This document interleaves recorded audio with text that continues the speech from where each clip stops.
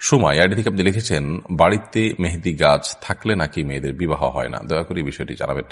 হাদিউল ইসলাম লিখেছেন, প্রচলিত আছে মসজিদে দুনিয়াবি কথা বলা হারাম। মসজিদে দুনিয়াবি কথা বললে 40 বছরের ইবাদত নষ্ট হয়ে যায়, এই কথাগুলো সত্য কিনা? আব্দুল্লাহ জুবাইর সর্দার আপনি লিখেছেন, মসজিদ স্থানান্তর করলে মসজিদের আগের স্থানটা কি ধরনের কাজে ব্যবহার করা যাবে? ফাহমিদা ইউসা ইয়াডি থেকে আপনি লিখেছেন, আমার সন্তান সবসময় অসুস্থ থাকে, মা হিসেবে সন্তানের সুস্থতার জন্য কি কি আমল করতে পারি? শরীফুল ইসলাম শরীফ আপনি লিখেছেন, ফরজ গোসলের উত্তম পদ্ধতি কি? বিলকিস বানু লিখেছেন, চলতি হিসেবে ব্যাংকে টাকা রাখা হলে তা অনিচ্ছা সত্ত্বেও কিছু অতিরিক্ত টাকা মূল টাকার সাথে যোগ হয়ে যায়, করণীয় কি? এছাড়া আব্দুল মালিক আপনি লিখেছেন, জুমার দিনে কাউকে জুম্মা মুবারক জানিয়ে শুভেচ্ছা জানানো জায়েজ আছে কি না?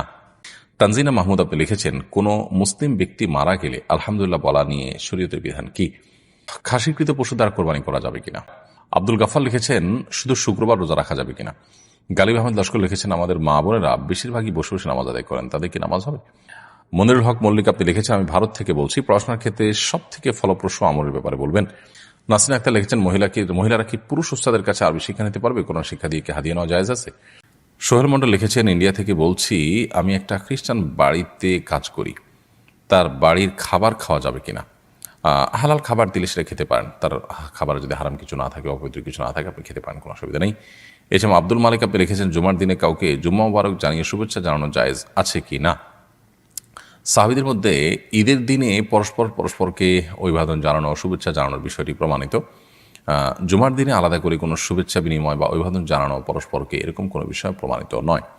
বিধায় জুমার দিনকে ঈদের যদিও হাদিসে এটাকে একরকম ঈদের দিন বলা হয়েছে, কিন্তু এটাকে আপনার ঈদের দিনের মতো শুভেচ্ছা বিনিময় সহ ঈদের অন্যান্য সুন্নাহগুলো এখানে ইমপ্লিমেন্ট করা, সেটা অবশ্যই সুন্নাহ সম্মত নয়। তাহলে জুমা মুবারক জানিয়ে শুভেচ্ছা করা এটা সুন্নাহ সম্মত নয়। তানজিনা মাহমুদ আপনি লিখেছেন, কোনো মুসলিম ব্যক্তি মারা গেলে আলহামদুলিল্লাহ বলা নিয়ে শরীয়তের বিধান কি? যদি লোকটি অনেক বেশি পাপিষ্ট হয়, তার কারণে মানুষ ক্ষতিগ্রস্ত হয়, তার মৃত্যুতে অনেক মানুষের মুক্তি মিলে, তাহলে সেক্ষেত্রে মানুষ ইন্নালিল্লাহ বলল, আলহামদুলিল্লাহ বলল, সেটা বলা অযৌক্তিক নয় বা নাজায়েজ নয়। এরপরে প্রশ্ন হলো, নাবালেগ এবং মুসাফিরের জন্য কোরবানি করার বিধান কি? নাবালেগ বা প্রাপ্তবয়স্ক ব্যক্তির উপরে কোরবানি আবশ্যক হয় না, ঠিক একইভাবে মুসাফির ব্যক্তির জন্য কোরবানি প্রযোজ্য হয় না, সফররত অবস্থায় তারপরে কোরবানি প্রযোজ্য নয়। দরিদ্র ব্যক্তির কোরবানির বিধান কি? যিনি দরিদ্র অভাবী, তিনি যদি কোরবানি করতে চান, তার পশু থাকে সেটা দিয়ে, তো তার জন্য এটা জায়েজ কাজ। এবং ফোকা হানাফের মতে তিনি যদি কোনো পশু ঠিক করে ফেলেন এটা কোরবানি করবেন, তাহলে তার জন্য আবশ্যক হয় কোরবানি করে ফেলা। এমনিতে তার উপরে কোরবানি ওয়াজিব নয়। তারপরে কোরবানি যেহেতু ওয়াজিব নয়, অতএব তার পশু থাকলেই তিনি কোরবানি করতে হবে, বা সামান্য কিছু টাকা আছে এটা দিয়েই তাকে কোরবানি করতে হবে, এটা জরুরি না। ধরুন তার কাছে 10-15 হাজার টাকা আছে, এটা দিয়ে চাইলে একটা কোরবানি করতে পারেন তিনি, কিন্তু এছাড়া তার কাছে আর কোনো টাকা নেই। যেহেতু শরীয়তের বিধান অনুযায়ী তার উপর কোরবানি প্রযোজ্য হয় না, আবশ্যক হয় না, সো এই টাকা থাকলেই যে তিনি কোরবানি করতে হবে এটা নেসেসারি নয়, বরং এটা তার একান্ত ইচ্ছার উপর নির্ভর করে, তিনি চাইলে করতে পারেন, কিন্তু শরীয়ত তাকে নির্দেশ করে না। খাসিকৃত পশু দ্বারা কোরবানি করা যাবে কিনা? অবশ্যই খাসিকৃত পশু এটাকে দিয়ে আমরা কোরবানি করতে পারি, এটা দিয়ে কোরবানি করলে কোনো প্রকার গুনাহ হবে না এবং নাজায়েজ কোনো কাজ হবে না। সায়েম আহমেদ লিখেছেন, আপনাদের কি নিজস্ব মাদ্রাসা যদি থাকে সেটা কি মাদ্রাসা? জি, ইতিমধ্যে আমাদের সুন্নাহ ফাউন্ডেশন থেকে মাদ্রাসাতে সুন্নাহ আমরা স্থাপন করেছি, এটি আমাদের সুন্নাহ ফাউন্ডেশন মসজিদ কমপ্লেক্সের সাথেই। বিস্তারিত জানার জন্য আপনি ফাউন্ডেশনের অফিসিয়াল নাম্বারে যোগাযোগ করতে পারেন। আব্দুল গাফার লিখেছেন, শুধু শুক্রবার রোজা রাখা যাবে কিনা? শুধু শুক্রবার রোজা রাখা হাদিসের আলোকে নিষেধ এবং মাকরুহ। যদি কেউ শুধু শুক্রবারকে শুক্রবার হিসাবে রোজা রাখে, এটা অনুচিত কাজ। তবে আইয়ামে 20 চাঁদের 13, 14, 15 মধ্যে শুক্রবার পড়ে গেছে, বা আপনার সবলে 6 রোজার অংশ হিসাবে শুক্রবার আপনার রাখতে সুবিধা, সেটা কারণ আপনি রেখেছেন, এরকম কোনো কারণ শুক্রবার রোজা রাখলে সেটা তো জায়েজ আছে, কোনো অসুবিধা নেই। গালিব আহমেদ লস্কর লিখেছেন, আমাদের মা বোনেরা বেশিরভাগই বসে বসে নামাজ আদায় করেন, তাদের কি নামাজ হবে? মা বোনরা কতটা বসে বসে নামাজ আদায় করেন আমি জানি না, তবে অনেক পুরুষদেরকে দেখি যে আমরা চেয়ারে বসে তারা নামাজ আদায় করেন। একান্ত আপনার সেরকম শরিয়াত আপনার অ্যালাউ করতে পারে সে পরিমাণ মাজুর হওয়া ছাড়াও, তো মা বোন হোক আর পুরুষ হোক, যে কেউ হোক, সুস্থ সবল থাকা অবস্থায়ও তিনি যদি বসে বসে ফরজ নামাজ আদায় করেন, তার নামাজ হবে না। আর যদি নফল নামাজ পড়েন বসে বসে, তাহলে নামাজ হয়ে যাবে, সওয়াব কম হবে। আর যদি অসুস্থতার কারণে বসে পড়েন, তাহলে সেক্ষেত্রে সওয়াবও কম হবে না, নামাজও হয়ে যাবে ইনশাআল্লাহ তাআলা। ফাতিমা জান্নাত লিখেছেন, মুসিবতের একটা দোয়া আছে, দোয়াটি হলো আল্লাহুম্মা জুরনি ফি মুসিবাতি ওয়াখলুফনি খায়রাম মিনহা। আপনার ওয়াজে শুনেছি জুরনি, কিন্তু মাঝে মাঝে কিছু ভিডিওতে দেখি আজিরনি, লেখা থাকে। এখন আমার প্রশ্ন হলো, এখানে জুরনি হবে নাকি আজরনি হবে? দেখুন, আল্লাহুম্মা আজুরনি জীবনের উপর পেশ, এভাবেই মূলত এই দোয়াটি রয়েছে। তবে আজরিনি পড়লেও সেটার অর্থ ফিট হয় এবং সেটা বিশুদ্ধ। আল্লাহুম্মা আজুরনি এটাই আপনার অধিকতর অর্থবহ। রাকিবুল ইসলাম আপনি লিখেছেন, ইন্ডিয়া থেকে বলছি, আমাদের মসজিদে নামাজ এত তাড়াতাড়ি হয় যে পুরো তাসবিহ পড়ার সময় পাই না, এক্ষেত্রে করণীয় কি? আপনার মসজিদে নামাজে যদি খুব বেশি তাড়াহুড়ো করা হয় এবং পুরো তসবিহ পড়ার সময় না পান, তাহলে সেক্ষেত্রে ইমামের অনুকরণের জন্য আপনি চেষ্টা করবেন তাসবিহ না পড়ে হলেও ইমাম অনুকরণ করা। আর যদি মনে হয় যে না, আমি আর সামান্য একটু বাকি আছে, বলে ফেলতে পারি, তাহলে বলে ফেলে তারপর ইমাম অনুকরণ করবেন, তাতে অসুবিধা নেই। আর ইমাম সাহেবকে নামাজের আগে পরে বোঝানোর চেষ্টা করবেন, কাউন্সিলিং করার চেষ্টা করবেন, যেন তিনি মানুষকে তাসবিহ পাঠের সময় সুযোগ দেন এবং তিনি যেন সালাত ধীরে ধীরে পড়েন, তাড়াহুড়া না করেন, এটি তাকে বোঝাতে হবে। মনিরুল হক মল্লিক আপনি লিখেছেন, আমি ভারত থেকে বলছি, পড়াশোনার ক্ষেত্রে সব থেকে ফলপ্রসূ আমলের ব্যাপারে বলবেন। পড়াশোনা ভালো হওয়ার জন্য সবচেয়ে বেশি গুরুত্বের সাথে আমাদের যেটি করা দরকার তা হলো পড়াশোনা মনোযোগ দিয়ে করা দরকার, সিরিয়াসনেস সাথে করা দরকার। আমরা যখন মনোযোগের সাথে পড়াশোনা করবো, ইনশাআল্লাহ তাআলা সাহায্য করবেন। সেই সাথে আল্লাহ তাআলার কাছে দোয়া করব, বিসমিল্লাহ বলে পড়াশোনা শুরু করব, ভুলে গেলে দরুদ পড়ব, সুন্নাহসম্মত লাইফস্টাইল মেনটেন করব, গভীর রাত পর্যন্ত পড়ে সকাল না ঘুমিয়ে এবং রাতে তাড়াতাড়ি শুয়ে ভোরে উঠে পড়াশোনা করবো। ইনশাআল্লাহ বিদিনিল্লাহ বিষয়গুলো আমাদের পড়াশোনার জীবনেতে বরকত এনে দিবে আল্লাহ যদি চান। মোহাম্মদ আবু হানিফ আপনি লিখেছেন, চট্টগ্রামে একটা মাদ্রাসা চালু করুন, ইনশাআল্লাহ হয়তো হবে, দোয়া করবেন, আল্লাহ তাআলা যেন ব্যবস্থা করে দেন, জমি জমা সব কিছু। শেখ আহমেদ লিখেছেন, ফ্রিল্যান্সিংয়ের অন্যতম একটা সেক্টর হচ্ছে ডিজিটাল মার্কেটিং। ডিজিটাল মার্কেটিং সম্পর্কে শরীয়ত কী বলে? আপনি যেটা মার্কেটিং করেছেন সেটা হারাম কোনো জিনিস না হয়, পদ্ধতি হারাম কিছু দিয়ে আপনার নারী ফেস ইত্যাদি দিয়ে যদি না করে থাকেন সেটা জায়েজ, আর যদি হারাম কিছু দিয়ে করেন তাহলে সেটা না জায়েজ হবে। বিষয়টা নির্ভর করবে যে আপনি কিসের মার্কেটিং করছেন, কী পদ্ধতিতে মার্কেটিং করছেন তার উপরে। নাসরিন আক্তার লিখেছেন, মহিলারা কি পুরুষ উস্তাদের কাছে আরবি শিক্ষা নিতে পারবে? কোরআন শিক্ষা দিয়ে কি হাদিয়া নেওয়া জায়েজ আছে? কোরআন শিক্ষা দিয়ে হাদিয়া নেওয়া জায়েজ আছে, তবে পুরুষ শিক্ষকের কাছে মহিলাদের কোরআন শিক্ষা উচিত নয়। মহিলাদের কাছে শিখবেন, একটু কষ্ট হলে সে ব্যবস্থাই করবেন, তা না হলে এটি ফিতনার দ্বারা যেমন উন্মোচিত হবে, এটি না জায়েজের সম্ভাবনা অনেক জোরালো।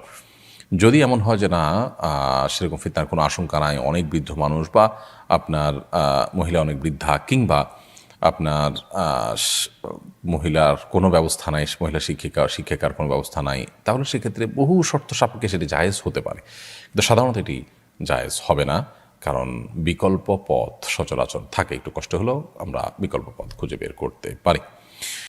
কাউকে নামাজের আহ্বান জানালে সে যদি ভুল বুঝে বলে জ্ঞান দিও না, সেক্ষেত্রে আমার করণীয় কি? এটা হলো আমাদের দেশের সমস্যা। কাউকে ভালো কিছু বললে কি বলে? জ্ঞান দিতে এসো না। মানে আমার এত জ্ঞান উপচে পড়তেছে, তোমার জ্ঞান রাখার জায়গা আর নাই। ভাবটা এরকম না? মানে এটাকে বলে চুরি চুরি আরো সিনা চুরি। নামাজ পড়ে না বেনামাজি, আরেকজন যখন নামাজের আহ্বান করছে বলবে ভাই তোমার শুক্রিয়া, থ্যাংক ইউ সো মাচ, তুমি আমার একটা ভালো কাজের কথা বলছো ভাই, ঠিক আছে দোয়া করো, আমি চেষ্টা করি ভাই। এটা না ইমানদারের কথা। আর জাহেল এবং মূর্খ মানুষের কথা হলো ভাই জ্ঞান দিতে আসিস না এত। তার মানে তোমার জ্ঞান আছে, তোমার জ্ঞান থাকলে তো তুমি নামাজ পড়তে যাইতা। তুমি যে অজ্ঞানী, তুমি যে মূর্খ, এটা তো তুমি প্রমাণ করছো তোমার কর্ম দ্বারা। আর যদি বলো না নামাজ পড়তে হবে, এটা আমি জানি, তো যাই না শুনেও যদি নামাজ না পড়ো তো তোমার মুগুর তো ডবল পড়বে কিয়ামতের ময়দানে। আমাদের দেশে অনেক সময় অন্যায় কাজের থেকে মানুষ বাধা দিলে বা ভালো কাজের নির্দেশ করলে আমরা অনেকে বলি জ্ঞান দিতে আইসো না। এটা অহংকারের কথা, এটা কোনো বিনয়ী মানুষের কথা না। আপনাকে যদি কেউ ভালো কাজের উপদেশ দেয় তো আপনার তো সৌভাগ্য, আপনি সেটাকে ভালোভাবে নিবেন। আলহামদুলিল্লাহ, একটা মানুষ আমাকে ভালো কাজ করতে বলছে, খারাপ কাজ করতে তো বলে নাই।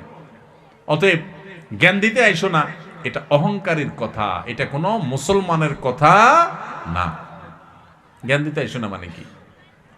আপনার জ্ঞান থাকার পরও যদি আরেকজন জ্ঞান দেয়, আপনি শুকর আদায় করবেন, আলহামদুলিল্লাহ আমাকে স্মরণ করাই দিচ্ছে। আল্লাহ বলেছেন ওয়াযাক্কির ফাইন্না যিকরা তানফাউল মুমিনিন। আর ইমানদারদেরকে জানা কথাটাও স্মরণ করাই দাও। নামাজ ফরজ সেও জানে, আবারও বলো, বললে তার লাভ হয়, তার বিবেক বিবেচনা বোধ জাগ্রত হয়। এই জন্য বারবার স্মরণ করাইতে আল্লাহ বলছেন, আপনি বলছেন জ্ঞান দিতে আইসো না। তাহলে বোঝা গেল এটা কোনো ইমানদারের কথা না। কেউ যদি আপনাকে ভালো কাজের পথে আহ্বান করে, পারলে তার ডাকে সাড়া দিবেন, আর না পারলে চুপ থাকবেন, কিন্তু অহংকার করবেন না। অহংকারী কিন্তু হেদায়েত থেকে মাহরুম হয়, বঞ্চিত হয়। এই কপাল পোড়ারা সঠিক পথে আসতে পারে না। কিছুদিন আগে আমরা বেশ কয়েকজন জানাজার সালাতের উদ্দেশ্যে সফরে বের হই। জানাজায় উপস্থিত হওয়ার পর দেখতে পাই 10 মিনিট আগে জামাত শেষ হয়ে গেছে। এমত অবস্থায় উক্ত ওয়াক্তের সালাত আদায় করে তারপর জানাজায় শরীক হতে হবে, নাকি জানাজা পড়ার পর ফরজ সালাত আদায় করা যাবে? আগে ফরজ সালাত আদায় করে পরে জানাজার আদায় বিষয়টি কি উত্তম না অনুত্তম, ব্যাপারে কি জায়েজ না জায়েজ বলতে চাই। ভাই, ফরজ নামাজ সময় হলে আগে ফরজ নামাজ পড়তে হবে, তারপরে জানাজা নামাজ পড়তে হবে। আব্দুল্লাহ জুবায়ের সর্দার আপনি লিখেছেন, মসজিদ স্থানান্তর করলে মসজিদের আগের স্থানটা কি ধরনের কাজে ব্যবহার করা যাবে? মসজিদ স্থানান্তর করলে ফোকা হানাফের মতে ওই জায়গাটি চিরকালের জন্য মসজিদ হিসাবেই থাকবে, আগের পুরাতন জায়গাটি, সেটাকে ঘেরাও করে রাখতে হবে, সেটা সম্মান রক্ষা করতে হবে।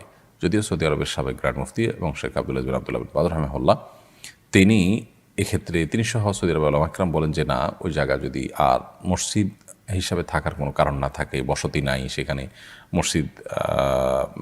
মসজিদের বেনিফিট সেখানে আর পাওয়া যাবে না, তাহলে জায়গাটা ফেলে না রেখে অন্য কোনো কল্যাণমূলক কাজে ব্যবহার করা যাবে, বা এটা বিক্রি করে পরবর্তী মসজিদ যেটা সেটার জায়গা অ্যাড করা যাবে, এরকমটি তিনি বলেন। যদিও ফোকা হানাফের মত, যেটি আমরা বললাম যে হানাফি মাযহাবের মত হলো যে না, মসজিদের জায়গা হিসাবে যেটি নির্ধারিত হয়ে গেছে, একবার অক্ষ করে দেওয়া হয়েছে, সেই জায়গা যদি পরিবর্তন হয় কোনো কারণে, সেটা পাশে অন্য জায়গা বড় জায়গা নিয়ে করতে হয়, এখানে আর জায়গা বড় করার সুযোগ নেই, তাহলে সেক্ষেত্রে এই জায়গাটি চিরকাল মসজিদ হিসাবেই থাকতে হবে। আর না হলে এক্সটেনশন করা গেলে এখান থেকে এক্সটেনশন করবেন, এটাকে অন্য কোনো কাজে ব্যবহার করবেন না। ফাহমিদা ইউসা ইয়াডি থেকে আপনি লিখেছেন, আমার সন্তান সবসময় অসুস্থ থাকে, মা হিসাবে সন্তানের সুস্থতার জন্য কি কি আমল করতে পারি? বোন ফাহমিদা, আল্লাহ তাআলা আপনার সন্তানকে পরিপূর্ণ সেবা দান করুন, আমরা দোয়া করি। মা হিসেবে সন্তানের সুস্থতার জন্য আপনি তো সাধারণভাবে দোয়া করবেন, দোয়া কবুলের যে সময়গুলো আছে সেগুলোতে আলাদা করে দোয়া করবেন। মা বাবার দোয়া সন্তানের জন্য অনেক বেশি উপকারী। এর বাইরে তার রোগ নির্ণয়ের জন্য ট্রিটমেন্ট করা অথবা রোকিয়ার ব্যবস্থা করা, সেটা আপনি করবেন ইনশাআল্লাহ। পাশাপাশি জমজমের পানি পান করাতে পারেন যদি সুযোগ থাকে। সকালে আজোয়া খেজুর খাওয়ানোর চেষ্টা করতে পারেন খালি পেটে, এটিও শেফা হিসাবে কাজ করে। কালোজিরা, মধু, এগুলো শেফার কাজ করে হাদিস থেকে সুস্পষ্টভাবে এবং বিশুদ্ধভাবে প্রমাণিত। সো এগুলো আপনি তাকে নিয়মিত করাতে পারেন, এবং সেই সাথে আল্লাহ তাআলা আপনাকে এবং সন্তানকে যেন সবার এর তৌফিক দান করেন, সেটা আমরা করছি।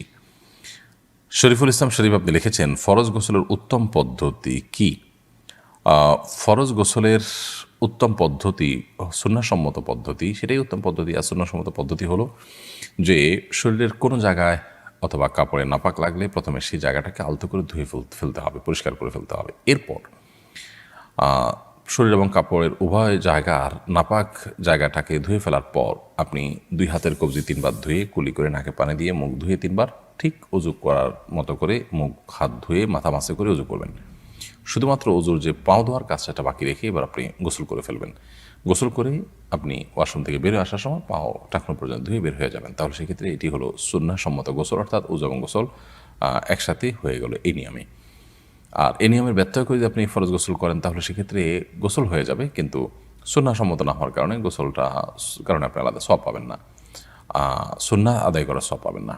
আর ফরজ গোসলের ক্ষেত্রে মনে রাখতে হবে যে 3 বার কুলি করা এবং গড়গড়া করে কুলি করা, যদি রোজাদার না হন। রোজাদার হলে সেক্ষেত্রে গড়গড়া করবেন না, রোজাদার না হলে গড়গড়া করে কুলি করবেন, এবং নাকে পানি দিবেন, যতটুকু সম্ভব নাকে পানি দিয়ে নাক ঝাড়বেন। তো এই কাজগুলো করে আপনি গোসল সম্পন্ন করবেন। বিলকিস বানু লিখেছেন, চলতি হিসাবে ব্যাংকে টাকা রাখা হলে তা অনিচ্ছা সত্ত্বেও কিছু অতিরিক্ত টাকা মূল টাকার সাথে যোগ হয়ে যায়, করণীয় কি? অতিরিক্ত যে টাকাটা যুক্ত হয় আপনার সুদী ব্যাংকে, সেই টাকা আপনি সওয়াবের নিয়ত করা ছাড়া কোনো গরিব মানুষদেরকে দান করে দিবেন। আর সাধারণত চেষ্টা করবেন ইসলামী ব্যাংকিংয়ের সাথে যুক্ত থাকার। ইসলামী ব্যাংকিংয়ের সাথে যুক্ত থেকেও যে অতিরিক্ত টাকা পান সেটাও নিজে ভোগ না করাটাই হলো নিরাপদ। সেটা কোনো গরিব মানুষকে সওয়াবের নিয়ত করা ছাড়া দান করে দিবেন, ইনশাআল্লাহ আপনি দায়মুক্ত হবেন। ফারজান আহমেদ লিখেছেন, আমার আব্বু বেঁচে থাকাকালীন আমাদের বাড়ি আব্বু আমার 2 বোন এবং আমার আম্মুর নামে লিখে দেন। আমাদের কোনো ভাই নাই, এটা ছাড়া আমাদের আর কোনো সম্পত্তিও নাই।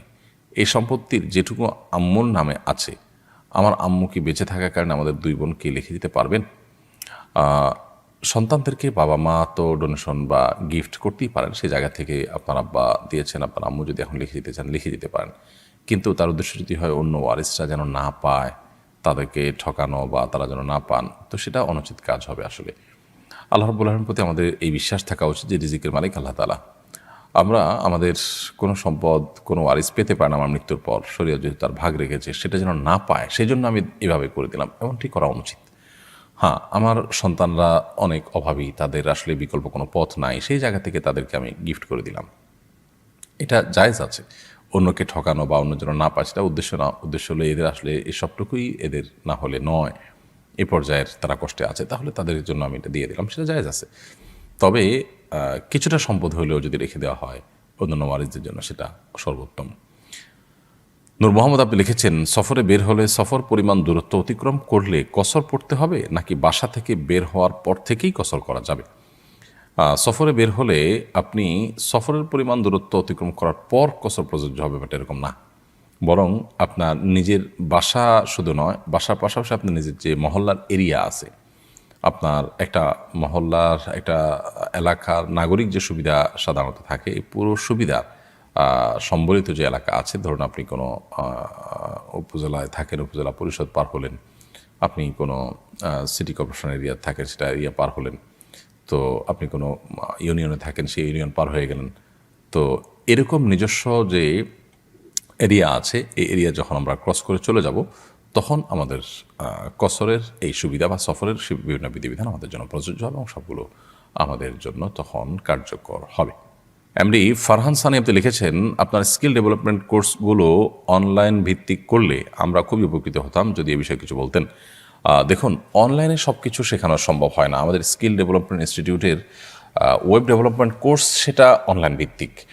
ওয়েব ডেভেলপমেন্ট কোর্সটা আমরা শুরুতে অনলাইন ভিত্তিক করি, এরপরে সেটাকে অফলাইনে আনা হয়। কিন্তু সাধারণত এখানে অফলাইনে কোর্সগুলো কমপ্লিট করতে হয়, অনলাইনে করলে আপনার যথাযথভাবে এগুলোর হক আদায় করা সম্ভবপর হয় না।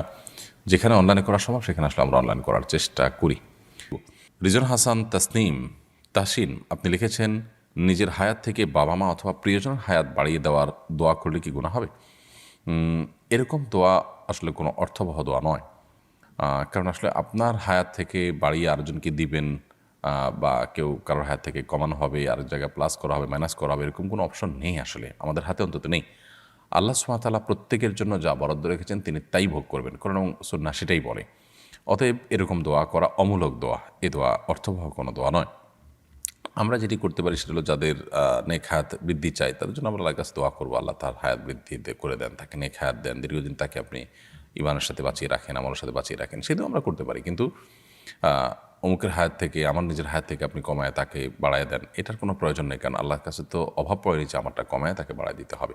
রবির ইসলাম আপনি লিখেছেন, আমি 5 ওয়াক্ত নামাজ পড়ি, মাঝে মাঝে তাহাজ্জুদের নামাজও পড়ি, প্রতিদিন কোরআন তেলাওয়াত করি, কিন্তু আমি একটা গোপন পাপ থেকে ফিরে আসতে পারছি না, আমাকে ফিরে আসতে সাহায্য করেন প্লিজ, আমাকে উপদেশ ও পরামর্শ দিন। ভাই রবিন, আল্লাহ তালা আপনার 5 ওয়াক্ত সালাতকে কবুল করে নিন। মাঝে মধ্যে আপনি তাহাজ্জুদ পড়ার চেষ্টা করেন, সেটিও প্রশংসনীয়, কোরআন তেলাওয়াত করার চেষ্টা করেন, কিন্তু গোপন পাপ থেকে ফিরে আসতে পারছেন না। আপনাকে আমরা বলবো যে প্রথমত গোপন পাপগুলো নির্জনতার কারণে হয়ে থাকে, অতএব আপনি চেষ্টা করুন যে নির্জনতা অ্যাভয়েড করে চলার, যথাসম্ভব নির্জনতা অ্যাভয়েড করে আপনি চলুন।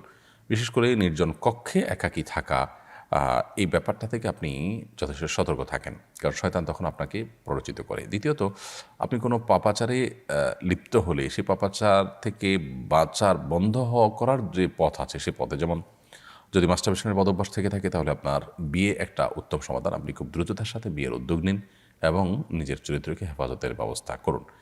আল্লাহ তালা আপনার প্রতি রহম করুন, সেই সাথে আপনি নেককার, আল্লাহ ভীরু, মুত্তাকি, আল্লাহওয়ালা মানুষদের সোহবত এবং সান্নিধ্যে আসা যাওয়া করেন, ইনশাআল্লাহ আশা করা যায় আল্লাহ তালা আপনাকে হেফাজত করবেন। রাকিবুল ইসলাম আপনি লিখেছেন, ইন্ডিয়া থেকে বলছি, আমাদের মসজিদে নামাজ এত তাড়াতাড়ি হয় যে পুরো তাসবিহ পড়ার সময় পাই না, এক্ষেত্রে করণীয় কী? আপনার মসজিদে নামাজে যদি খুব বেশি তাড়াহুড়ো করা হয় এবং পুরো তাসবিহ পড়ার সময় না পান, তাহলে সেক্ষেত্রে ইমামের অনুকরণের জন্য আপনি চেষ্টা করবেন তাসবিহ না পড়ে হলে ইমাম অনুকরণ করা। আর যদি মনে হয় যে না আমি আর সামান্য একটু বাকি আছে বলে ফেলতে পারি, তাহলে বলে ফেলে তারপরে ইমাম অনুকরণ করবেন, তাতে অসুবিধা নেই। আর ইমাম সাহেবকে নামাজের আগে পরে বোঝানোর চেষ্টা করবেন, কাউন্সিলিং করার চেষ্টা করবেন, যেন তিনি মানুষকে তাসবিহ পাঠের সময় সুযোগ দেন এবং তিনি যেন সালাত ধীরে ধীরে পড়েন, তাড়াহুড়া না করেন, এটি তাকে বোঝাতে হবে। সোহেল মণ্ডল লিখেছেন, ইন্ডিয়া থেকে বলছি, আমি একটা খ্রিস্টান বাড়িতে কাজ করি, তার বাড়ির খাবার খাওয়া যাবে কিনা? হালাল খাবার দিলে সেটা খেতে পারেন, তার খাবার যদি হারাম কিছু না থাকে, অপবিত্র কিছু না থাকে, আপনি খেতে পারেন, কোনো অসুবিধা নেই। এরপরে আজমাইন আকিব আপনি লিখেছেন, আমার বাবা পুলিশ অফিসার ছিলেন, তার উপার্জনের হারাম হালাল মিশ্রিত ছিল, তার ইনকামের টাকায় অনেক সম্পদ করেছেন, তিনি মারা যাওয়ার পর সম্পদ মা এবং আমাদের ভাই বোনদের মধ্যে বণ্টিত হয়েছে। এখন আমার অংশ কি আমার জন্য ভোগ করা হালাল হবে? সে সম্পদ না থাকলে আমাকে দরিদ্র বলা চলে। আমি একজন ছাত্র, দৈনিক 200 টাকা ইনকাম আমার, দয়া করে জানাবেন হারাম এবং হালাল মিশ্র উপার্জন হলে কী পরিমাণ হারাম উপার্জন হতে পারে, সেই বিষয়টাকে বের করে ধীরে ধীরে হলেও সেই টাকা সওয়াবের নিয়ত করা ছাড়া দান করে দিয়ে আপনার বাবাকে দায়মুক্ত করার চেষ্টা আপনাদের করা উচিত এবং আপনাদের নিজেদেরও দায়মুক্ত হওয়ার চেষ্টা করা উচিত। যেহেতু তার হালাল হারাম দুরকম উপার্জনই ছিল, অতএব তার সব উপার্জন বা সব সম্পদ তার হারাম নয়, তবে রেশিওটা আনুমানিক কীরকম হতে পারে সেটা বের করে তারপর সেটা ধীরে ধীরে হলেও, একসাথে না পারলে ধীরে ধীরে হলেও সেটা দিয়ে আপনাদেরকে দায়মুক্ত হতে হবে। বিলকিস বানু লিখেছেন, চলতি হিসাবে ব্যাংকে টাকা রাখা হলে তা অনিচ্ছা সত্ত্বেও কিছু অতিরিক্ত টাকা মূল টাকার সাথে যোগ হয়ে যায়, করণীয় কি? অতিরিক্ত যে টাকাটা যুক্ত হয় আপনার সুদী ব্যাংকে, সেই টাকা আপনি সওয়াবের নিয়ত করা ছাড়া কোনো গরিব মানুষদেরকে দান করে দিবেন। আর সাধারণত চেষ্টা করবেন ইসলামী ব্যাংকিংয়ের সাথে যুক্ত থাকার। ইসলামী ব্যাংকিংয়ের সাথে যুক্ত থেকেও যে অতিরিক্ত টাকা পান সেটাও নিজে ভোগ না করাটাই হলো নিরাপদ। সেটা কোনো গরিব মানুষকে সওয়াবের নিয়ত করা ছাড়া দান করে দিবেন, ইনশাআল্লাহ আপনি দায়মুক্ত হবেন। রোকসানা আপনি লিখেছেন, ছেলে সন্তানের যে কোনো একটি নামের শেষে মোহাম্মদ রাখা যাবে কিনা? শুরুতে মোহাম্মদ না রাখলে কি পাপ হবে? নামের শুরুতে মোহাম্মদ রাখা কোনো জরুরি বিষয় নয়। আমাদের এ অঞ্চলে একসময় হিন্দু মুসলিম উভয়ের নামের ধরন একরকম থাকার কারণে পার্থক্য করবার জন্য হিন্দুরা যেরকম তাদের নামের শেষ শুরুতে স্ত্রী লিখত, অনেক সময় মুসলমানরাও স্ত্রী লিখতে হতো, তো তার সাথে পার্থক্য করার জন্য মুহাম্মদ এটি যুক্ত হয়েছে। তো এখন তো আর সেই সমস্যা নেই বা সেই সংমিশ্রণের আশঙ্কা নেই, সম্ভাবনা নেই, যার কারণে এখন নামের শুরুতে মোহাম্মদ লেখার বা স্ত্রী থেকে পার্থক্য করার জন্য মোহাম্মদ লেখার কোনো বিশেষ কারণ নেই। বিধায় কেউ যদি লেখেন এটা একান্ত তার ব্যাপার, এটা শরীয়তের কোনো নির্দেশ নয়, এটা কোনো সুন্নত মুস্তাহাব বা আপনার শরীয়ত নির্দেশের আলোকে করতে হবে এমন কোনো বিষয় নয়, এটা একান্ত তার ব্যাপার। তিনি মোহাম্মদ প্লাস আর একটা নাম রাখলেন, যদি একটা নামই যথেষ্ট একটা মানুষের জন্য। মোহাম্মদ একটি পূর্ণাঙ্গ নাম, অতএব একটা পূর্ণাঙ্গ নামের শুরুতে আবার মোহাম্মদ লেখার কোনো প্রয়োজন নেই। রাখলে শুধু মোহাম্মদ রাখি বা অন্য আরেকটা নাম রাখি, তারপরেও কেউ যদি দুটি রাখেন এটা একান্ত তার ব্যাপার। নামের শেষে যদি কেউ মোহাম্মদ যুক্ত করতে চান সেটাও একান্ত তার ব্যাপার, একই কথা শুরুতে শেষে যুক্ত করার মধ্যে কোনো পার্থক্য নেই। জান্নাতুল ফেরদাউস আপনি লিখেছেন, ছোট বাচ্চা যদি নামাজ পড়ার সময় সামনে এসে দাঁড়ায় বা খেলা করে তাহলে কি তাকে সামনে থেকে সরানোর চেষ্টা করব নাকি তাকে তার মতো খেলতে দিব? যদি সে আপনার খুব বেশি ডিস্টার্ব করে তাহলে সেক্ষেত্রে আলতোভাবে সরাতে পারেন যাতে আমলে কাসির না হয়, অর্থাৎ আপনি সরাতে গিয়ে আবার এত বেশি মুভমেন্ট করলেন যে আমলে কাসির হয়, এরকম যেন না হয় সেই জিনিসটি খেয়াল করতে হবে। আর যদি সেটা না পারেন তাহলে, বা এত বেশি মুভমেন্ট না হয়, বরং সে যেটা খেলছে সে খুবই হালকা পাতলা খেলছে, এরকম যদি হয় তাহলে সেক্ষেত্রে তাকে তার মতো খেলতে দিবেন। আপনি অযথাই তাকে ধরতে গিয়ে নিজের নামাজের মনোযোগ নষ্ট করা কিংবা নামাজের যে কাইফিয়ত, নামাজের যে আপনার নামাজের যে অবস্থার মধ্যে আপনি আছেন সেটির পরিবর্তন করতে যাবেন, সেটার প্রয়োজন নেই। আহমেদ রবিন খান আপনি লিখেছেন, শিক্ষকরা যদি শরীরের কোনো স্থানে প্রহার করে তাহলে সে স্থান কি জান্নাতে যাবে? এটা ছোটবেলা থেকে শুনে আসছিলাম, একেবারে কুসংস্কারাচ্ছন্ন কথা। ছোট পোলাপানকে প্রবোধ দেওয়ার জন্য, সান্ত্বনা দেওয়ার জন্য জাতীয় কথা বলা হতো, কিন্তু এরকম কথা বলা অনুচিত এবং ভুল কাজ। কর্ম হাদিসের নামে মিথ্যা কথা বললে সেটি ভয়াবহ গুনাহের কথা, সেটি থেকে আমাদের বেঁচে থাকা কর্তব্য। শিক্ষক কোনো জায়গায় প্রহার করলে সেটি জান্নাতে যাবে, জাহান্নাম থেকে মুক্ত থাকবে, এরকমটি ভুল কথা। এরকম যদি হতো তাহলে পুরো শরীরে শিক্ষককে দিয়ে হালকা পাতলা করে পিটিয়ে জাহান্নাম থেকে মুক্ত আমরা হয়ে যেতাম, খুব সহজ একটা ওয়ে হতো, তাই না? তো এরকম কোনো কথা কোরআন হাদিস দ্বারা প্রমাণিত না, সম্পূর্ণ মন গড়া কথা। মনজুর মুর্শিদ লিখেছেন, জাকাত খাওয়া ব্যক্তির সাথে শেয়ারে কোরবানি দেওয়া যাবে কিনা? উনি জাকাত খাওয়ার উপযুক্ত নন, তারপরও জাকাত খাচ্ছেন। যিনি জাকাত খাচ্ছেন এই ব্যক্তির সাথে যদি আপনি কোরবানি দেন, কোরবানি দিতে পারেন, এটা কোনো হারাম হবে না। একজন গরিব মানুষ, তিনি জাকাতের টাকা পেয়েছেন, তিনি করে সেই জাকাতের টাকা সংগ্রহ করে সেটা দিয়ে তিনি কোরবানি করতে চাইলে সেটা নাজায়েজ বা হারাম কোনো কাজ নয়। আপনি তার সাথে কোরবানি দিলে কোরবানি জায়েজ হবে। তার উপার্জন হারাম হলে সেটা নিয়ে কোরবানি দেওয়া যাবে কিনা সেটা হলো ভিন্ন প্রসঙ্গ, সেটা নিয়ে অবশ্য আমাদের ইখতিলাফ আছে। শাকিলা জামান জুথি আপনি লিখেছেন, স্বামী মারা যাওয়ার পরে কোথায় ইদ্যত পালন করতে হবে, শ্বশুর বাড়ি, বাপের বাড়ি, নাকি যেখানে ভাড়া থাকে সেখানে? জানাবেন প্লিজ। স্বামী মারা যাওয়ার পর ইদ্যত পালন করবেন যেখানে স্বামী মারা গেছেন সেখানে, স্বামীর বাড়ি হতে পারে। স্বামীর বাড়িতে সাধারণত স্বামী মারা যান, অতএব সেখানে আপনি ইদ্যত পালন করবেন আপনার নিজস্ব নিরাপদ কক্ষ থাকলে সেখানে। আর যদি সেখানে নিজের বসবাস করাটা নিরাপদ না হয়, সেফ না হয় স্বামীর মৃত্যুর পর, তাহলে সেক্ষেত্রে আপনি নিজের বাবার বাড়িতে গিয়ে বা নিজের নিরাপদ জায়গায় গিয়ে আপনি ইদ্যত পালন করতে পারবেন। শরীফুল ইসলাম লিখেছেন, আপনি যে বৃষ্টির জন্য নামাজ পড়েছেন, এক হুজুর এটার বিরোধিতা করেছেন, আপনি নাকি হাত তুলে মোনাজাত করা বিদআত মনে করা সত্ত্বেও নামাজের পরে হাত তুলে মোনাজাত করেছেন। এই বিপরীত সম্পর্কে কি বলবেন? ভাই শরীফুল ইসলাম, প্রথমত কথা হলো যে বৃষ্টি প্রার্থনার যে সালাত, এই সালাতে নবী করিম সাল্লাল্লাহু আলাইহি সাল্লাম হাত তুলে মোনাজাত করেছেন, সাহাবীর হাত তুলে মোনাজাত করেছেন। নামাজের পর হাত তুলে মোনাজাত করাটাকে আমরা বিদআত বলি না। অনেকে ভুল বোঝেন বিষয়গুলোকে। নামাজের পর দোয়া কবুলের জায়গা, যে কেউ আল্লাহ তাআলার কাছে দোয়া করতে পারেন, বরং আমাদের চাওয়াগুলোকে পেশ করা উচিত আল্লাহ তাআলার কাছে। তবে নামাজের পর যে ট্র্যাডিশনাল দোয়া, সম্মিলিত দোয়া, যে কনসেপ্ট আমাদের সমাজে প্রতিষ্ঠিত আছে, এটি সুন্নাহ দ্বারা সাবেত নয়। এটি আমাদের সমাজে যেভাবে প্রতিষ্ঠিত আছে এটাকে বিদআত, মানে বেদাতের পর্যায়ে আমরা নিয়ে গেছি, অর্থাৎ এটাকে আমরা নামাজের পাঠ বানিয়ে নিয়েছি এবং এটাকে ট্র্যাডিশন বানিয়ে ফেলেছি।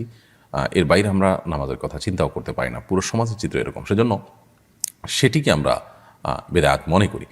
তবে ইস্তেসকা বা বৃষ্টি প্রার্থনার নামাজটাতে তো নবী করিম সাল্লাল্লাহু আলাইহি ওয়াসাল্লাম পড়েছেন। নবী করিম সাল্লাল্লাহু আলাইহি ওয়াসাল্লাম যেখানে যেটা করেছেন সেটার নাম সুন্নাহ, যেটা করেন নাই সেটা খেলাফে সুন্নাহ। তো নবী করিম সাল্লাল্লাহু আলাইহি ওয়াসাল্লাম বৃষ্টি প্রার্থনার পর সাহাবীদেরকে সাথে নিয়ে তিনি আল্লাহর কাছে হাত তুলে দোয়া করেছেন, তো সেই কাজটাই আমরা করেছি। আর ৫ ওয়াক্ত নামাজের পর এই কাজটা তিনি করেছেন, সাহাবীদেরকে সাথে নিয়ে হাত তুলেছেন সম্মিলিতভাবে সবাইকে নিয়ে, এরকমটি সাবেত নাই, সেই জিনিসটা আমরা করি না। আমরা যেখানে যেটা করছি নবী সাল্লাল্লাহু আলাইহি ওয়াসাল্লাম অনুসরণই করছি। অতএব বৃষ্টি প্রার্থনার নামাজের ক্ষেত্রে একরকম করলাম, ওখানে আরেক রকম করলাম, এটা আমাদের মন গড়া নয়, বরং যেখানে যেরকম করেছি সেটা হাদিসের ভিত্তিতে আমরা করেছি। আল্লাহ তাআলা আমাদের ভাইদেরকে বোঝার তৌফিক দান করুন। সময় আইডি থেকে আপনি লিখেছেন, বাড়িতে মেহেদি গাছ থাকলে নাকি মেয়েদের বিবাহ হয় না, দয়া করে এই বিষয়টি জানাবেন। মানে এই ধরনের হাস্যকর এবং কুসংস্কারের জন্য কথাও আমাদের সমাজে আছে, আমার তো ভাবতে অবাক লাগে। মেহেদি গাছ নেই এরকম বাড়ি তো গ্রামে গঞ্জে খুব কমই আছে, তাহলে সেখানকার মেয়েরা কি স্বভাবিত আছে? জিয়াউল হক আপনি লিখেছেন, মসজিদের দায়িত্ব পেয়ে সঠিকভাবে দায়িত্ব পালন না করলে কি গুনাহ হবে? যে কোনো দায়িত্ব পেয়ে সঠিকভাবে দায়িত্ব পালন না করলে গুনাহ হবে, কারণ দায়িত্ব পালন করা এটা একটা আমানতের ব্যাপার, প্রত্যেকটা দায়িত্বই আমানত, অতএব সে দায়িত্ব পালন না করলে সঠিকভাবে আমানতের খেয়ানত এবং গুনাহ হবে, এতে কোনো সন্দেহ নেই। হাদিউল ইসলাম লিখেছেন, প্রচলিত আছে মসজিদে দুনিয়াবি কথা বলা হারাম। মসজিদে দুনিয়াবি কথা বললে 40 বছরের ইবাদত নষ্ট হয়ে যায়, এই কথাগুলো সত্য কিনা? মসজিদে দুনিয়াবি কথা বলা হারাম, সেখানে কথা বললে 40 বছরের ইবাদত নষ্ট হয়ে যায়, এরকম কোনো হাদিস আসলে নেই, এভাবে কোনো হাদিস বর্ণিত হয়নি। তবে এটা ঠিক যে মসজিদ তৈরি করা হয়েছে আল্লাহর ইবাদতের জন্য, সেখানে সালাত, তেলাওয়াত, জিকির, অন্যান্য নেকামলের জন্যই এই মসজিদকে তৈরি করা হয়েছে। অতএব মসজিদে যদি কেউ বেচা কেনা করেন, মসজিদে যদি কেউ হারানো জিনিস নিয়ে ঘোষণা দেন, সেটা নিষিদ্ধ, হাদিসে পরিষ্কারভাবে সেটিকে নিষেধ করা হয়েছে এবং নাজায়েজ গুনাহের কাজ হিসাবে আখ্যায়িত করা হয়েছে। অতএব মসজিদকে নিছক ব্যবসা বাণিজ্যের জন্য, দুনিয়াবি কাজের জন্য যদি নির্ধারণ করে কেউ, রেস্ট করার দরকার, মসজিদে যা রেস্ট করেন তিনি, এটা তার রেস্টের জায়গা, অথবা সেখানে বসে তিনি ব্যবসায়িক মিটিং করেন, পণ্য রাখেন, বেচা কিনা করেন, তো সেগুলো নিষেধ এবং নাজায়েজ, সে ব্যাপারে কোনো সন্দেহ নেই। তবে মসজিদের দুনিয়াবি কথা এটা যদি প্রাসঙ্গিকভাবে আসে, একটা হলো দুনিয়াবি আলাপের জন্য আপনি বাহির থেকে সেখানে ব্যবসায়িক মিটিং সেট করে দুনিয়াবি আলাপ করলেন, সেটা নিষেধ এবং নাজায়েজ। কিন্তু আপনি কথা প্রসঙ্গে দুনিয়ার কোনো প্রসঙ্গ আসলো এবং সেটা নিয়ে বললেন, প্রসঙ্গত বললেন, তো সেটা নাজায়েজ বা হারাম নয়। নবী করিম সাল্লাল্লাহু আলাইহি ওয়াসাল্লাম বিভিন্ন বক্তব্যে দুনিয়াবি বিভিন্ন বিষয় এরকম উঠে এসেছে, মাঝে মধ্যে দেখা গেছে প্রসঙ্গত কোনো দুনিয়াবি বিষয়, পার্থিব কোনো বিষয় উঠে এসেছে, তো সেটা তিনি কথা বলেছেন, এগুলো হারাম নয়, নিষেধ নয়, নাজায়েজ নয়। বিশেষ করে সমাজের মানুষের কল্যাণের জন্য যদি দুনিয়াবি কথা বলতে হয়, আমাদের পরিবার, সমাজ, ব্যক্তির কল্যাণের জন্য বলতে হয়, তখন সেই দুনিয়াবি কথা বলা তো আরও ভালোভাবে, বরং সেটি জায়েজ, কারণ সেটা মানুষের কল্যাণার্থে বলা হয়ে থাকে। বিধায় মসজিদে সর্বাবস্থায় সাধারণভাবে দুনিয়াবি কথা বলা হারাম, এরকমটি মনে করার কারণ নেই। জোবাইর হোসেন আপনি লিখেছেন, নগদে কোনো পণ্যের এক দাম আর বাকিতে একটু বেশি দাম নিয়ে বিক্রি করলে কি সুদ হবে? না, এটা কারণ সুদ হবে না। নগদে আপনি এক দামে বিক্রি করছেন, বাকিতে আরেক দামে বিক্রি করছেন, বা নগদে কিনলে একরকম বিক্রি করছেন, কিস্তিতে কিনলে আরেক দামে বিক্রি করছেন, এরকম যদি হয় তাহলে সেক্ষেত্রে সেটা সুদের আওতায় পড়বে না। এবারে নয়ন হোসেন আপনি লিখেছেন, বর্তমান সমাজে প্রচলিত বন্ধক কি ঠিক? বন্ধক দেয়া নেয়া বৈধ? কোরআনে কারিমে আল্লাহ রাব্বুল আলামিন বন্ধক দেয়া সম্পর্কে স্পষ্ট বলেছেন, কেউ যদি কারোর কাছ থেকে ইদা তাদায়ান্ত বিদায়নিন ফারিহানুম মাকবুদা, যখন ইদা তাদায়ান্ত বিদায়নিন ফাকতুবু, যখন আমরা লেনদেন করব একে অন্যের সাথে তখন আমরা লিখে রাখবো। এবং যদি এমন হয় যে আমরা কোনো জায়গায় কারোর কাছ থেকে ঋণ নিতে গেলে তিনি আমাকে দিয়ে আনসেফ ফিল করতে পারেন, তাহলে সেক্ষেত্রে আমরা বন্ধক রেখে লোন নিতে পারি। কোরআনে পরিষ্কারভাবে বলেছে, বিধায় বন্ধক নেওয়া জায়েজ আছে, বন্ধক রাখাও জায়েজ আছে। কিন্তু বন্ধকি জিনিস যিনি লোন দিয়েছেন বন্ধক রেখে, তার জন্য ভোগ করা জায়েজ নয়। তিনি এটা রেখে দিবেন শুধুমাত্র গ্যারান্টি হিসাবে, তার যে লোন তিনি দিয়েছেন সেটা যদি আদায় করতে ঘড়িমসি করা হয় তাহলে এটা বিক্রি করে বা উদ্যোগ নিয়ে তিনি এটার বিহিত করবেন, সেই চেষ্টা তিনি করতে পারেন। এর বাইরে আসলে বন্ধক দিয়ে তার সুবিধা গ্রহণ করাটা মাকরুহ, অনুচিত এবং নাজায়েজ কাজ। এমনি ফারহান উদ্দিন আপনি লিখেছেন, মা তার সন্তানকে বলেন, তুই আমার ছেলে হলে এই কাজ করবি না, এ ধরনের কসমের বিধান কি? এটা কোনো কসমের মধ্যে পড়বে না, তবে মায়ের এই ধরনের কথা রক্ষা করা সন্তানের কর্তব্য। যদি অন্যায় কোনো বিষয়ে মা এরকম কোনো কথা না বলে থাকেন, সাধারণ কোনো বিষয় যদি হয়, তাহলে মায়ের সেই চাওয়াটাকে পূরণ করার জন্য সন্তানের সর্বোচ্চ সচেষ্ট থাকা উচিত। বাট এটা কোনো শপথ নয় যে এটি ভঙ্গ হলে কোনো কাফফারা দিতে হবে বা গুনাহ হবে, এমন নয়। শামিমা পারভিন আপনি লিখেছেন, আমার স্বামী সারাদিন কাজ করেন, বাড়িতে আসার পর পরিবারকে সময় না দিয়ে ফোন নিয়ে পড়ে থাকেন, এতে আমাদের দূরত্ব তৈরি হচ্ছে। পরিবারকে সময় না দেওয়ার কারণে সে কি গুনাহগার হবে? এটি আসলে আপেক্ষিক বিষয়। পরিবারকে সময় না দেওয়ার কারণে তিনি গুনাহগার হতে পারেন যদি সেটা চরম পর্যায়ে হয়, কোনোভাবেই পরিবারের দিকে খেয়াল করছেন না, তাদের মৌলিক প্রয়োজন পূরণের দিকেও মনোযোগ দিচ্ছেন না, এরকম যদি হয় তাহলে তিনি গুনাহগার হতে পারেন। আর যদি সেরকম না হয় তাহলে তিনি গুনাহগার না হলেও এটি তার তাকওয়ার জন্য ক্ষতিকর। এটি আল্লাহ সুবহানাহু ওয়া তাআলা যে বলেছেন, ওয়াশিরুহুন্না বিল মারুফ, তোমরা তোমাদের স্ত্রীর সাথে বসবাস করবে, পরিবারের সাথে বসবাস করবে সুন্দরভাবে। এই সুন্দরভাবে উত্তম রূপে বসবাসের পরিপন্থী হওয়ার কারণে এটি অবশ্যই তার জন্য অনুচিত, উত্তম কাজ, এবং এটি তার তাকওয়ার জন্য ক্ষতিকর। পুরুষ হোক আর নারী, প্রত্যেকে পরিবারের এক সদস্যদের একে অন্যকে পর্যাপ্ত সময় দেওয়া উচিত সাধ্য অনুযায়ী। অহেতুক মোবাইলে, সোশ্যাল মিডিয়াতে ডুবে থাকা এবং নানা রকমের আসক্তি, সেটা টেলিভিশন হোক, মোবাইল হোক, এগুলো নিয়ে ডুবে থাকা, এটা কখনো প্রশংসনীয় কোনো কাজ নয়। এটা আমাদের স্বাস্থ্যের জন্য যেমন ক্ষতিকর, মানসিক স্বাস্থ্যের জন্য ক্ষতিকর, আমাদের পারিবারিক জীবনকে সুন্দর এবং সৌহার্দ্যপূর্ণ করার জন্য এটি বড় ধরনের প্রতিবন্ধকতা সৃষ্টি করে। সেজন্য একজন দায়িত্বশীল মুসলিম, তিনি নারী হোক আর পুরুষ হন, তিনি এই ধরনের আসক্তি থেকে বেঁচে থাকার জন্য আপ্রাণ চেষ্টা করবেন। আল্লাহ তাআলা আমাদেরকে তৌফিক দান করুন। এটি খুব ভয়াবহ রূপ পরিগ্রহ করেছে, বহু সংসারে অশান্তি, এমনকি ছাড়াছাড়ির পর্যায় পর্যন্ত চলে যায় শুধুমাত্র এই জাতীয় বিষয়ে স্বামী স্ত্রী পরস্পরের প্রতি দায়িত্বশীল না হওয়ার কারণে এবং সচেতন না হওয়ার কারণে। আমাদের উচিত নিজেদের ব্যাপারে নিজেদের কঠোর সিদ্ধান্তে আসা, যদি আমরা এই আসক্তি থেকে কোনোভাবে বের হয়ে আসতে না পারি। হৃদয় আপনি লিখেছেন, মাগরিবের জামাতের আগে কি আসরের কাজা নামাজ আদায় করা যাবে?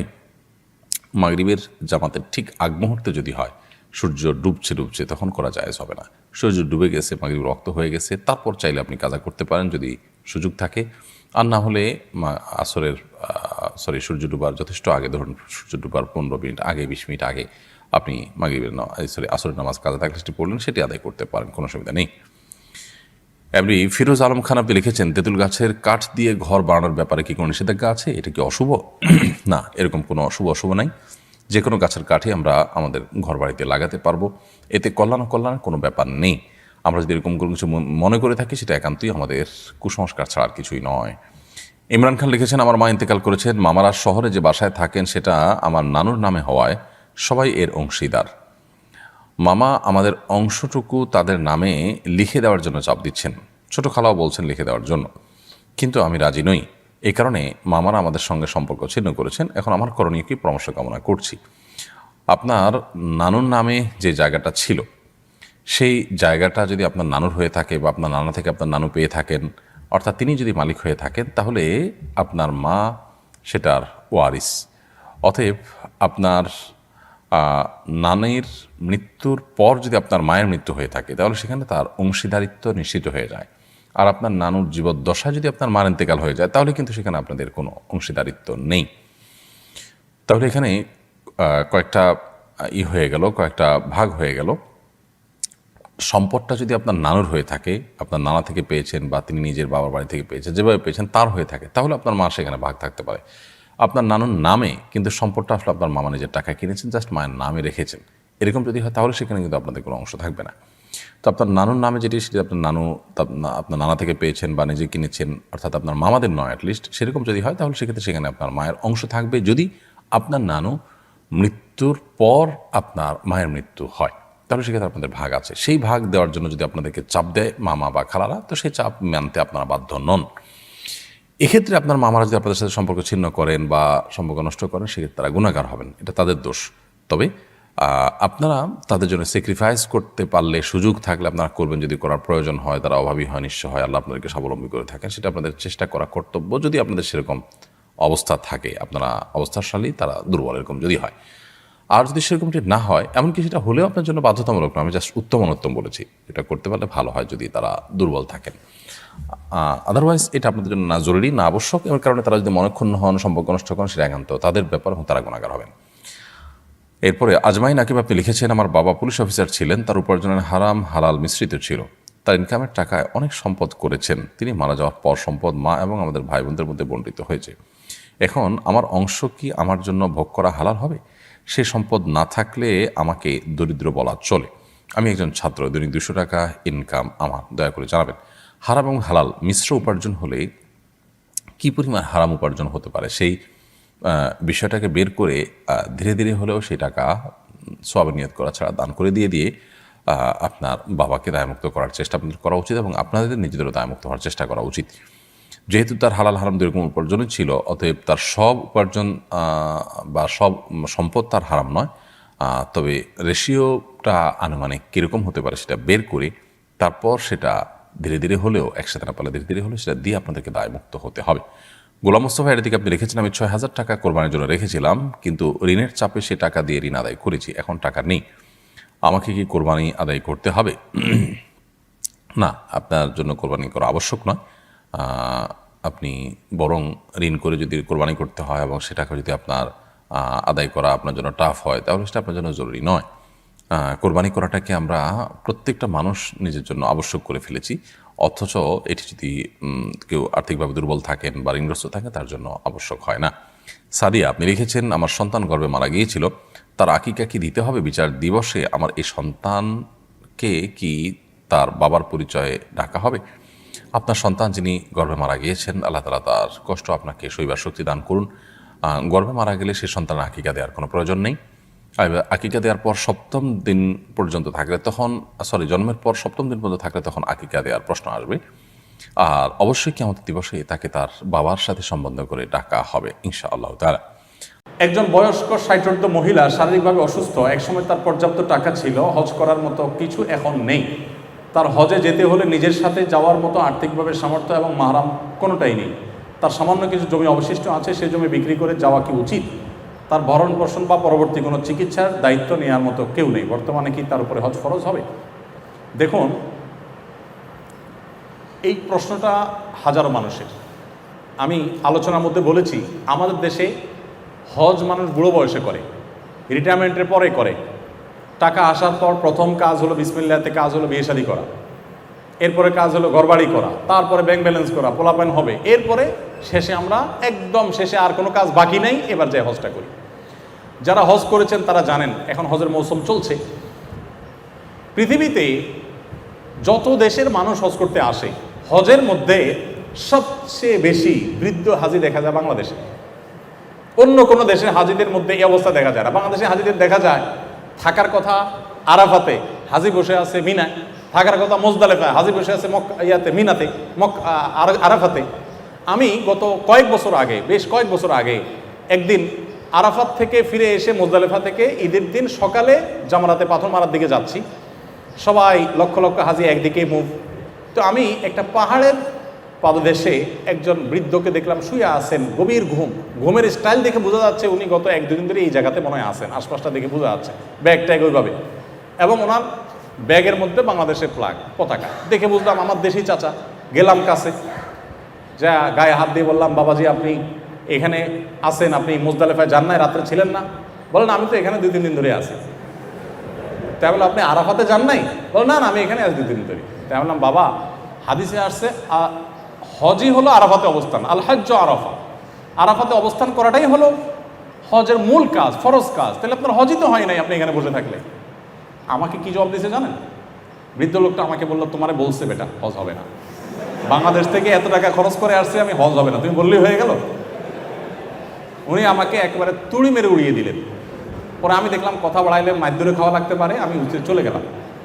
বাট এটা আমার দেখা ঘটনা। তো বাংলাদেশ থেকে বৃদ্ধ বয়সে মানুষ হজ করতে যায়, খুবই দুঃখজনক।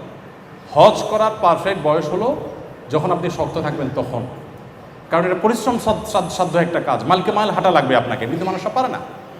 এটা আমাদের ভুল। কেন ভুল? কারণ আমরা অনেকে মনে করি যৌবন বয়সে হজ করে ফেললে আর এই অবৈধ উপার্জন, 2 নম্বর কাজ, হারাম কাজ, আকাম কুকাম এগুলো মনে করা যাবে না। আমি বলি এটা ভুল মাসালা। কে বলছে আপনাকে হজ করলে আর আকাম করা যাবে না? কোথায় পাইছেন? আমি কোরআন হাদিসে কোথাও আজ পর্যন্ত খুঁজে পাই নাই এরকম কোনো কথা লেখা আছে যে হজ করলে আর কোনো অপকর্ম করা যাবে না। কে বলছে আপনাকে? অপকর্ম হজ করলেও করা যাবে না, হজ না করলেও করা যাবে না। ব্যাপারটা বুঝাতে পারছি? তো আমরা ধরে রেখেছি যে আমরা কিছু অপকর্ম করে নেই, উল্টাপাল্টা করে নেই, এরপর বৃদ্ধ বয়সে একটা হজের সিল মেরে আল্লাহর কাছে চলে যাব, আল্লাহ আগেরগুলো সব তো ভুলে যাবেন। এরকম কোনো সিস্টেম আসলে নেই। এটা খুব দুঃখজনক। এখন যাদের হজ ফরজ হয়ে গেছে, যেমন এই যে প্রশ্নকর্তা যেমন বললেন, মহিলা হোক আর পুরুষ হোক, একটা সময় আপনার কাছে হজ করার মতো টাকা ছিল, ধরুন আজ থেকে 10 বছর আগে, বেশি না 7-8 বছর আগেও যদি চলে যায় আমরা, মাত্র 3-4 লাখ টাকা হজ করা যেত।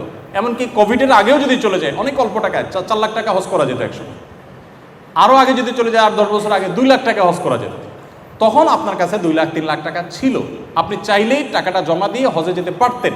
বাট আপনি যান নাই। কেন যান নাই? করছি, পরে করব, এরকম করে অপেক্ষা করেছেন। এর মধ্যে আপনার আর হাতে টাকা নেই। এখন কি হবে? উত্তর হলো এখনও আপনার উপর হজ ফরজই থাকবে। আপনি কিভাবে করবেন সেটা আপনি জানেন। লোন করে করেন, জমি বিক্রি করেন, আপনাকে করতেই হবে, বিকজ আপনার উপর হজ আগেই ফরজ হয়ে গেছে, আপনি নিজে সেটাকে কঠিন করেছেন। এখন যে কোনো মূল্যে আপনার হজ করতে হবে, হজ ফরজ হয়ে গেছে আপনার উপর। নবী করিম সাল্লাল্লাহু আলাইহি ওয়াসাল্লাম বলেছেন, তোমাদের কারোর যখন হজ করার সামর্থ্য হয় তখন সে যেন 1 দিনও বিলম্ব না করে, অর্থাৎ 1 বছরও বিলম্ব না করে। কেন? কারণ ফাইন্নাহু লা ইয়াদরি মা ইয়াহদুসু লাহু, কারণ সে জানে না তার জন্য কি অপেক্ষা করছে, কোনো দুর্ঘটনা, কোনো বিপদ আপদের জন্য সময় থাকতে যেন সে হজ করে ফেলে। এজন্য এই ভদ্রমহিলা, এই বৃদ্ধা মা, তার প্রশ্নের উত্তর হলো তাকে যে কোনো মূল্যে হজ করতে হবে। তিনি কিভাবে বাঁচবেন? আল্লাহ তাআলা তাকে বাঁচার তৌফিক দিবেন, বাঁচার জন্য কোনো চেষ্টা তার মধ্যে থাকবে, কিন্তু তাই বলে তিনি হজ না করে থাকবার সুযোগ নেই। প্রয়োজনে তিনি সন্তানদের বা আত্মীয়স্বজনকে উপদেশ দিয়ে, ওসিয়ত করে, অনুরোধ করে তাদের কারোর মাধ্যমে হলেও হজের ব্যবস্থা করতে পারেন। ফিজিক্যালি যদি তিনি অক্ষম হন তাহলে কোনো ব্যক্তিকে তার তরফ থেকে হজ করতে পাঠাবেন, তাতেও তিনি দায়মুক্ত হবেন, আর তা না হলে তিনি দায়ী থাকবেন। হজ এমন একটা ইবাদত যেটা খুব প্রেমময়। হজ অনুভব করে মানুষ, হজের স্মৃতি মানুষ কখনো ভুলতে পারে না। অন্য অনেক স্মৃতি ভুলে যায়। আমরা অনেক জায়গায় হয়তো ভ্রমণ করি, সেই স্মৃতিগুলো আমাদের খুব বেশি নাড়া দেয় না, হজের সফর সবসময় নাড়া দেয়। এই জন্য হজের সফরটা এটাকে বোঝা মনে না করা, বরং এটাকে একটা অর্থবহ ইবাদত মনে করা।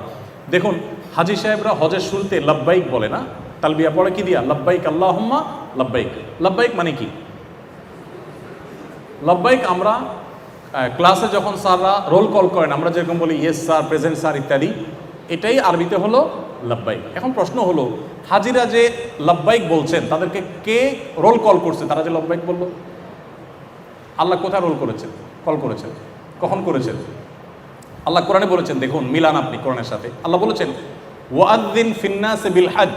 ইব্রাহিম আলাইহিস সালামকে আল্লাহ বলেছেন যে উনি যখন কাবা পুনর্নির্মাণ করেছেন মক্কায় 4500 বছর আগে, পুনর্নির্মাণ করার পর আল্লাহ বলেছেন আপনি মানুষের মাঝে, গোটা বিশ্বের মানুষকে হজে আসার জন্য আহ্বান করুন, ঘোষণা দেন। তখন তিনি সাফা পাহাড়ে, সম্ভবত সাফা পাহাড়ে পাশেই এটার চূড়ায় উঠে, হে বিশ্ববাসী, হে লোক সকল, আল্লাহর নির্দেশে আল্লাহর এই ঘর পুনর্নির্মাণ আমি করেছি, যেটা পৃথিবীর প্রথম ঘর, পৃথিবীর সেন্টার পয়েন্ট। তোমরা সবাই এই ঘরে আসো, এখানে ইবাদত করো, এই ঘরের ভিজিট করো, জিয়ারত করো, হজ করো। আল্লাহর আহ্বান তিনি পৌঁছে দিয়েছেন। একটা বিষয় যদি আমরা লক্ষ্য করি, 4500 বছর আগে সোশ্যাল মিডিয়া তো দূরের কথা, স্মার্টফোন তো দূরের কথা, আধুনিক যোগাযোগ মাধ্যমের কিছুই ছিল না তখন আল্লাহ ওনাকে বলছেন যে আপনি ঘোষণা দেন।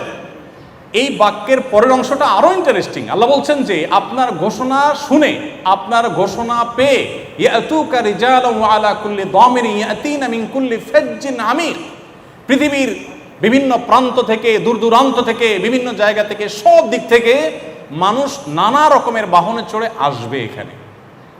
একটু মেলাবার চেষ্টা করেন। এখন যদি আল্লাহ আমাদেরকে এরকম নির্দেশ করতেন যে তুমি মানুষদেরকে ঘোষণা দাও, তাহলে আমি চিন্তা করতাম যে সারা বিশ্বের মানুষের কাছে ঘোষণা দেওয়ার একমাত্র মাধ্যম ফেসবুক। সো আমি একটা স্ট্যাটাস দিয়ে দিতাম যে হে লোক সকল আল্লাহ নির্দেশ করছে তোমাদের হজ করতে আসতে, তাই না? কিন্তু ইব্রাহিম আলাইহিস সালাম যেটা করলেন এটা বাহ্যিকভাবে কোনো লজিকে কুলায়, দেখেন তো কোনো যুক্তিতে কুলায়? সাফা পাহাড়ে দাঁড়িয়ে যখন তিনি ঘোষণা করছেন তখন মক্কাতে তিনি, তার স্ত্রী হাজের এবং তার ছেলে ইসমাইল ছাড়া আর কোনো মানুষ সেখানে নাই। তাদের সাথে সামান্য কয়েকজন ব্যবসায়ী যুক্ত হয়েছেন যারা ওই মক্কা দিয়ে যাচ্ছিলেন। যে মক্কা ছিল জনমানব শূন্য বিরান ভূমি, জাস্ট পাহাড়ি এলাকা, পাখি ছাড়া কোনো জীবজন্তু ছাড়া কোনো মানুষের সেখানে আবাসন ছিল না। ওই জায়গায় দাঁড়িয়ে ঘোষণা দিয়েছেন হে লোক সকল তোমরা আসো। খুব অবাক করার বিষয় না? তার ঘোষণা কে কে শুনবে, কোত্থেকে শুনবে? কিন্তু ঘোষণা পৌঁছেছে না পৌঁছে নাই? ইব্রাহিম ইসলামের আহ্বান কি পৃথিবীর প্রতিটা প্রান্তরে পৌঁছেছে না পৌঁছে নেই? আল্লাহ বলেছেন ঘোষণা দেন, উনি দাঁড়িয়ে ওই বিরান ভূমির পাহাড়ে দাঁড়িয়ে খালি গলায় ঘোষণা দিয়েছেন। সেই ঘোষণা আল্লাহ তাআলা পৌঁছে দিয়েছেন। শুধু পৌঁছে দিয়েছেন তা না, ৪,৫০০ বছর পর এখনো পৌঁছাচ্ছেন। আপনি কি এটাকে মিরাকল বলবেন না? এটা কি কোরআনের মিরাকল না? অতএব সেই ডাকে, ওই যে উনি ডাক দিয়েছেন তোমরা আসো, রোল কল করেছেন আল্লাহ নির্দেশে, সেই নির্দেশে সাড়া দিয়ে ৪,৫০০ বছর এখন আমি বাংলাদেশ থেকে যাওয়ার সময় বিমানে বসে বলতেছি লাব্বাইক। ওই যে ডাক দিয়েছেন আমি বলতেছি ইয়েস, আমি হাজির আছি। হজের ইবাদত এত প্রেমময়, কিন্তু আমরা সেটাকে বৃদ্ধ বয়সের জন্য রেখে দিই। যখন কোনো ফিলিংস থাকবে না, চেষ্টা করার শক্তি থাকবে না, তখন আমরা রেখে দিই। এই জন্য আল্লাহ আপনাদেরকে যখন কর্মজীবনে যাবেন, আপনার শিক্ষার্থী ভাইরা, যখন আল্লাহ তাআলা তৌফিক দিবেন, টাকা পয়সা দিবে, সব কিছুর আগে হজ করার মতো সামর্থ্য হয়ে গেলে শুরুতেই হজ করে ফেলবেন। ইন্দোনেশিয়ান, মালয়েশিয়ান হাজিদেরকে দেখা যায় ইয়াং বয়সে সব হজ করতে আসে, কিন্তু খুব অবাক করা বিষয় যে আমার দেশ থেকে সবাই বৃদ্ধ বয়সে হজ করে। এটা খুবই দুর্ভাগ্যজনক এবং অনুচিত একটা কাজ। যাই হোক, খোলাসা কথা হলো, ইয়াং বয়সে বা আপনার যখন শক্তি সামর্থ্য ছিল, হজ করার মতো টাকা ছিল, বাট আপনি হজ করেন নাই, হজ কিন্তু আপনার উপরে ফরজ হয়ে গেছে। এরপরে আপনি যদি বলেন আর টাকা নাই, এখন তো ৭-৮ লাখ টাকা লাগে, এই অজুহাত আপনার আল্লাহর কাছে গ্রহণযোগ্য হবে না। আপনার তখন হজ কেন করেন না, এখন আপনি কিভাবে করবেন আপনি জানেন, আপনাকে হজ করতেই হবে যে কোনো মূল্যে। আল্লাহ তাআলা আমাদেরকে বোঝার তৌফিক দান করুন।